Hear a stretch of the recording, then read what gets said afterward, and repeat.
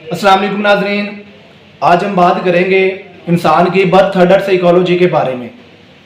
Birth order psychology का concept एक बहुत मशहूर माहिर नफ्सियात अल्फ्रेड एडलर ने दिया था।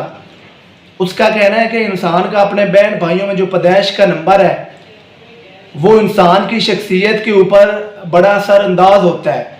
उसकी वजह से इंसान के अंदर मुख्तलिफ किस्म की क्वालिटीज़ पाई जाती हैं। सबसे बड़ा बच्चा, उसके अंदर कौन सा टैलेंट पाया जाता है, सबसे दरमियान वाला बच्चा, उसकी कौन सी खसूसियात होती हैं, जो सबसे छोटा बच्चा होता है उसकी पर्सनैलिटी कैसे होती है, और जो वालिदैन का इकलौता बच्चा होता है उसके अंदर कौन सी खूबियाँ पाई जाती हैं। तो बीइंग अ पेरेंट्स हमें बर्थ ऑर्डर साइकोलॉजी के बारे में जानना बहुत ज़रूरी है ताकि हम बच्चों को उनके टैलेंट के हिसाब से, उनकी पर्सनैलिटी के हिसाब से उनकी परवरिश करें और उनकी जो है वो पेरेंटिंग करें। तो सबसे पहले सबसे बड़ा बच्चा चूँकि वालिदैन से सबसे ज़्यादा तवज्जो हासिल करता है और वालिदैन के रिसोर्सेज भी सबसे ज़्यादा जो है वो बड़े बच्चे के ऊपर इस्तेमाल किए जाते हैं। इस तरह बड़े बच्चों के ऊपर बहुत ज़्यादा उम्मीदें वाबस्ता की जाती हैं। तो बड़े बच्चों के अंदर लीडरशिप क्वालिटीज़ पाई जाती हैं, उनके अंदर सेंस ऑफ रिस्पॉन्सिबिलिटी बहुत ज़्यादा होता है। सबसे बड़े बच्चे जो होते हैं उनके अंदर नीड फॉर अचीवमेंट बहुत ज़्यादा स्ट्रॉन्ग होती है। सबसे बड़े बच्चे जो हैं वो घर के सबसे ज़्यादा ज़िम्मेदार होते हैं। तो इसलिए हमें बच्चों के टैलेंट के हिसाब से उनकी परवरिश करनी चाहिए। अब है दरमियान वाला बच्चा चूँकि अपने बड़े बहन भाइयों और छोटे बहन भाइयों की कामयाबियां और तवज्जो बराबर की हासिल करता है।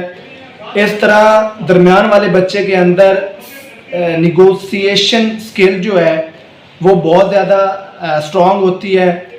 उनके अंदर सेंस ऑफ डिप्लोमेसी बहुत ज़्यादा स्ट्रॉन्ग होती है। जो दरमियान वाले बच्चे होते हैं वो ज़्यादा घुलने मिलने वाले, चलने फिरने वाले और बहुत ज़्यादा कोऑपरेटिव होते हैं। तो बच्चों को उनकी क्वालिटीज़ के हिसाब से, उनकी खसूसियात के हिसाब से उनकी ट्रेनिंग करनी चाहिए, उनकी पेरेंटिंग करनी चाहिए। आगे सबसे लास्ट वाला बच्चा, सबसे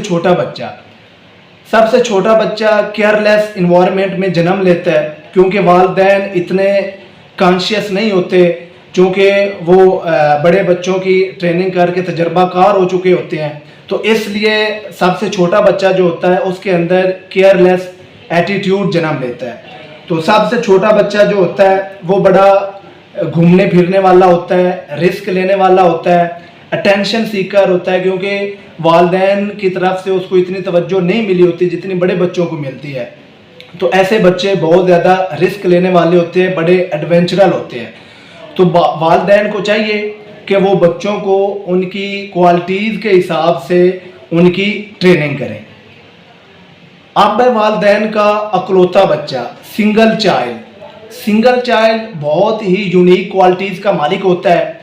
चूँकि वो अपने पेरेंट्स से अनडिवाइडेड अटेंशन लेता है, उसका कोई बहन भाई नहीं होता, तो इसलिए उसके अंदर हाई सेल्फ एस्टीम पाई जाती है। उसके अंदर सेल्फ सफिशिएंसी भी बहुत ज़्यादा होती है। जो अकलौता बच्चा होता है उसके अंदर मैच्योरिटी लेवल भी बहुत ज़्यादा होता है और एकेडमिक परफॉर्मेंस की जो टेंडेंसी है वो भी उसके अंदर बहुत ज़्यादा होती है। तो हमें वालिदैन को चाहिए कि हम बच्चों को उनकी क्वालिटीज़ के हिसाब से, उनके अंदर जो अल्लाह पाक ने टैलेंट रखा है उसके हिसाब से उनकी ट्रेनिंग करें, उनकी ग्रूमिंग करें, उनकी पेरेंटिंग करें, ताकि हमारे जो बच्चे हैं वो फ्यूचर में कामयाब इंसान बन सके। Thank you.